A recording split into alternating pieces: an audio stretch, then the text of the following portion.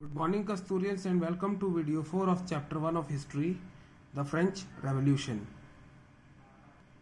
In the previous videos, we have discussed about the States General. The meeting of the States General was called, and that meeting in which the representatives of the third estate, they demanded one person, one vote, which was not accepted or rejected by the monarch Louis XVI, and ultimately the people, they broke into a revolt and they took the famous oath of the tennis court. This we have seen. Now in this video we will see France abolishes monarchy and becomes a constitutional monarchy.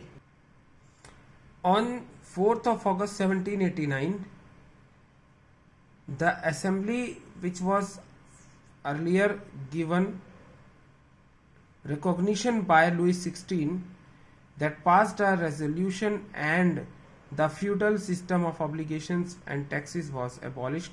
That is, the nobility and the clergy will no longer be advised or be directed to collect the taxes from the peasants, and even not only to collect the taxes, but they will also have to pay the taxes. All the church, all the land which was having the church, it was declared the state property. And finally in 1791, the drafting of the constitution was completed by the National Assembly, and the powers, they were assigned to different institutions, that is the legislature, the legislative, the executive, and the judiciary.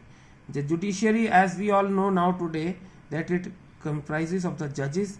The executive, that is the officials who will take care of the administrative works. So during that time it was the king and his ministers. And then we have the legislative, in which the elected representatives of the people, they will sit and they will control and guide the other two organs. This legislative or the legislature was the third organ, which was actually the National Assembly. So the National Assembly was coming under the head of legislature. In the National Assembly, now it is National Assembly, means all the people of nation will vote and participate in the selection process. But was the right to vote given to all the people? No.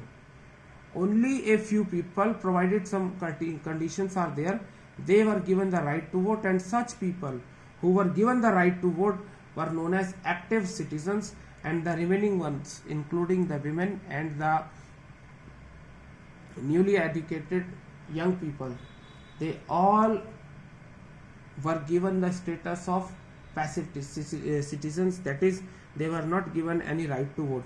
Now what were the conditions? See, to cast their vote for the 831 membered 745 membered legislature, the persons, they should be men above 25 years of age. First condition.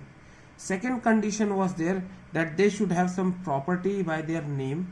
And third was that he should be paying a tax which is a minimum in equal to the 3 days wages of a laborer, which was prevailing at that time in that particular area, right? So active citizens, that is, they were the citizens who were above 25 years of age. This statement is wrong. Why? I said only those citizens who were above 25 years of age. So in citizens we have women also, but the women, they were not given any grant to go and cast their vote. So the correct statement will be all the men who are above 25 years of age, right? All men who are above 25 years of age and who are paying income tax equal to a minimum of 3 days wages of a laborer, right? So such people, they were termed as active citizens, while others, they were treated as passive citizens. Also these active citizens, they will be able to cast their vote in the National Assembly, but who will contest the National Assembly elections? from among the all the active citizens, those who are paying highest income taxes, only those were allowed to contest for the elections as a member of the Constituent Assembly, or you can say National Assembly. Now National Assembly did what it wanted to do. Since the constitution was also ready, so when the constitution was written, the very first page was the declaration of the rights of man and citizen. According to the revolutionaries, the right to life, right to freedom of speech, right to freedom of opinion and equality before law, these should not be provided. They are the natural inalienable rights of a person. So no one will be slave, no one will be king. All of you are free to express what you feel. You are free to speak what do you feel, but without hitting the sentiments of others. ठीक है, यही चीज होती है. तो this is how the constitution was prepared, and all these rights were provided to all the people from the constitution. But although Louis XVI forcefully he has signed the treaty and he gave recognition to the National Assembly, but at the same time, with the fear of losing power, he entered into secret contracts with other kings. And other kings who were actually the rulers of the neighboring countries, right? So what happened? The Constituent Assembly, when it came to know this, it called for a meeting, and in this meeting, in the year of 1792, it was decided to declare war against Prussia and Austria, because these two countries, their kings, they were giving their full support to whom? Who was getting support? It was Louis XVI.